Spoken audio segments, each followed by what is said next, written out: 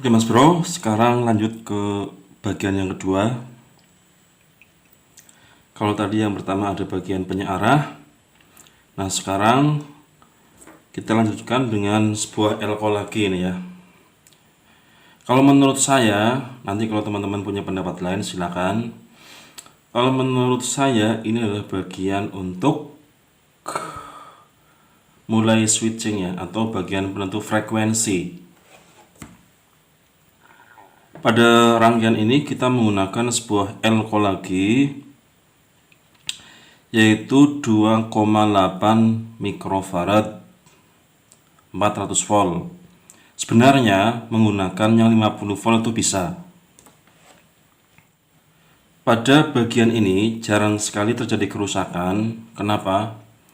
Kalau menurut pendapat saya, menurut analisa saya, karena memang di sini tegangannya sudah kecil ya, sudah kecil karena sudah melewati beberapa resistor.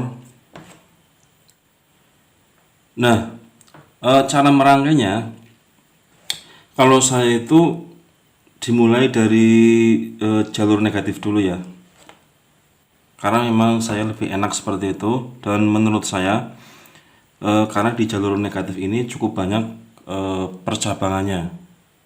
Nah, elko ini ada kutub negatif, yang ini berarti yang ini positif. Perlu diingat, untuk elko yang ini, yang positif itu justru dihubungkan dengan yang negatif dari yang sini. Berarti yang positif ini kita hubungkan dengan sini, jangan terbalik ya. Mungkin kan pemahaman kita itu dalam rangkaian tertentu negatif dengan negatif, tapi kalau yang ini justru yang positif dengan negatif. Kita sambungkan seperti ini.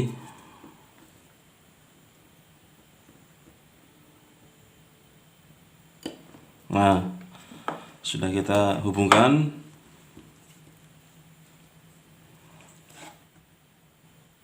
Sudah terhubung seperti ini, dan ini nantinya akan mengarah ke induktor yang 6 itu. Dan ini pun sudah sering saya coba, tidak harus 2,8 mikrofarad, tapi bisa menggunakan kapasitas yang lain ya. Silahkan nanti dicoba aja. Kemudian kita berikutnya menggunakan sebuah milar lah ya, milar 102. Nah, pertanyaannya bagaimana kalau misalnya nanti di bodinya itu tidak terlihat tulisannya ya seperti itu caranya. Kita harus minimal hafal dulu yang sudah paten ini, rangkaian paten minimal di situ 102. Kalau misalnya terlihat 102, kita bisa mengganti dengan yang lain, tapi yang angkanya tidak jauh berbeda ya.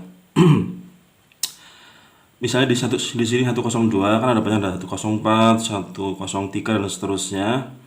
Sudah saya coba. Kalau misalnya di sini 102, cari yang belakangnya itu sama. Misalnya di sini 102 bisa diganti dengan 182 misalnya. Sorry ya, ini agak blepot saya ngomongnya. Dengan 182, pokoknya yang belakangnya 2 lah. Insya Allah masih bisa. Tapi memang ada batas tertentu yang menyebabkan lampu tidak menyala ya. Memang mungkin karena proses switchingnya itu tidak sampai 50 Hz. Jadi kan tidak memenuhi agar syarat agar lampu ini menyala itu. Nah, seperti itu. Nah, yang ini juga harus kita pasang dengan jalur negatif. Pasti itu ya. Sudah saya pastikan. Kita solder di sini aja ya. Karena ini sangat pendek kakinya, nanti harus kita sambung. Nah, jadi ini rangkaian yang kedua seperti ini Mas Bro. Apalagi ya, saya kira ini jarang sekali rusak ya, jarang sekali rusak lah, karena kalau menurut pendapat saya itu karena ini dilewati oleh voltase dan arus yang kecil, karena tujuannya hanya untuk penentu frekuensi. Itu menurut saya ya. Kalau ada pendapat yang lain ya silakan.